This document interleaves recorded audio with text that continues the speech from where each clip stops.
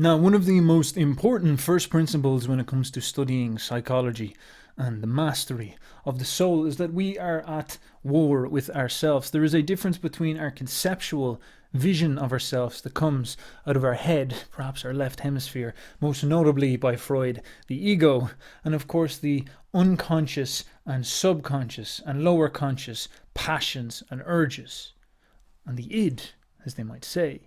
To give you some examples of this, say you walk into a bar and you see a very, very pretty lady over in the corner. But of course, she is standing around with a load of her friends and she's donning a bitch face, a do not come over and talk to me face, a ugh, I don't want to have any weirdos coming up and interrupting my day. And you will have two main problems. You'll have two urges. And both of these urges become serious problems for you because one of them says you want that. Go over and talk to her. It's your raw desire, your visceral, primal desire. But the thing is that that's scary because she looks intimidating. So you have another urge that comes up where it's like, don't get embarrassed and rejected. Don't put yourself in that type of position. Bow away, run away. Okay. And this all happens underneath your neck. It's subconscious largely. You don't really think this stuff through and you don't really articulate it to yourself. You just feel all this tension boil up into your body. Some tension, which is like a rar, sort of saying, I want it. And the other is like, I'm not sure. I hesitate. Be careful. Now, what will often happen is these two will fight inside of you, usually below your thinking mind, and one of them will defeat the other, and that will be the consequential decision that you will make, and that will sort of appear in your mind as like an impulse, and then you'll go and do that impulse. And so if you're maybe a little bit of a coward, and you're actually afraid of going for what you want, the fear will dominate the desire, and you will then have that fear that shoots up into your head. And what will happen is your head will have a very, very difficult problem. You'll have to make sense of what happened. The same sort of happens with the desire. If that dominates the fear and you push forward, your head will sort of have to be like, I don't know what's going on, but I'm going to go and do it anyway. And you walk over and just introduce yourself. Boyo alert. I recommend you say that. That's the pickup line that you want to use. And so your decision appears as this like rush of forwardness towards the experience. It's a you could say a brave approach, if you will, to surrender to this desire and get carried into the chaos. Now, of course, that's kind of flattering. It's like, I'm a brave dude, I feel great and all that type of stuff. So it's not generally that much of a problem. But when the fear dominates the desire and pushes it down, what happens is you have a very, very difficult problem intellectually, because you're now after pushing down something that you want and something that would make you feel brave and cool, which is going for what you want, and you need to explain to yourself why that's okay. You can't necessarily say to yourself, I'm a coward and I'm afraid of the girl, and we never do that. So what we do is we actually rationalize. We make a fake ego defense. The left hemisphere is prone to these delusional rationalizations. Freud noticed the same with the ego. We make these defense mechanisms. And so we might look at the girl and say to ourselves a story that's not true but is useful. We might say, oh, she's probably a bitch. Oh, she's probably materialist. Or she's probably not, like, she's probably dumb. She's probably a dumb blonde or something like this. And I'm, a noble, cool guy who's like waiting for a girl who's more my type here in the corner. This type of thing. And what happens there is you have a lie, a comfortable, pretty lie that allows you to feel okay with your cowardice.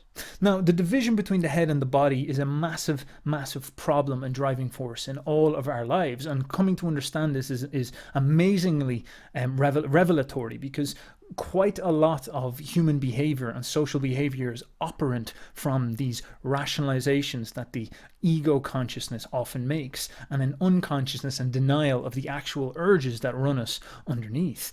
Freud wrote a very bleak book called Civilization and Its Discontents, or something along those lines, that sort of talks about this, basically saying there's huge torrents of super forces living inside, underneath the consciousness of the mobs of people that they're very much unaware of.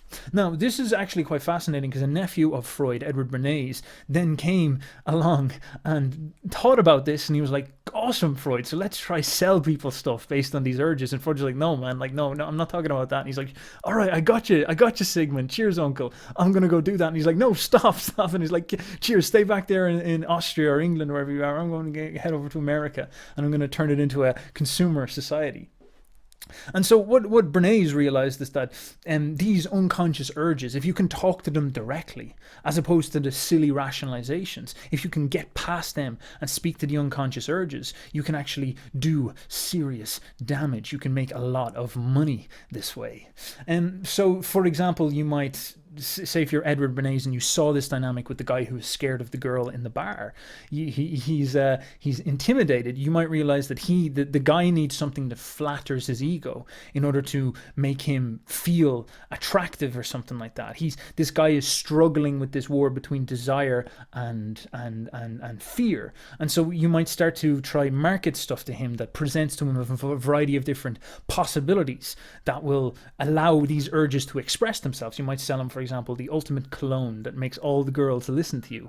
Or you might sell them a course on how to pick up girls, how to overcome your approach anxiety. Or you might think about a certain type of dress, or you might think of a certain pickup line that you offer him in some type of ebook or something like this. You would think about things that serve those urges, and you offer him these objects, and you say to him, take these objects, and these objects will help you fulfill that problem of yours. And of course, because these urges are so prominent and powerful, the guy will latch onto them. His urges will attach to these objects and make him really, really fetishize over them. And his identity will start to get wrapped up into this. A guy who really gets into this stuff, he'll start wearing a certain cologne, he'll start dressing a certain way, he might start reading all about seduction and all this type of stuff, and he'll take on a persona. He'll start to act like this character, and if you take away his cologne and take away his pickup lines and take away his all this type of stuff, he panics. He's like, oh no, I've lost my identity. I'm just now a raw human being wrestling with these emotions again. I can't do it. I'm alone. I'm afraid again. But maybe when he has this persona, he feels confident and capable of doing what he wants to do.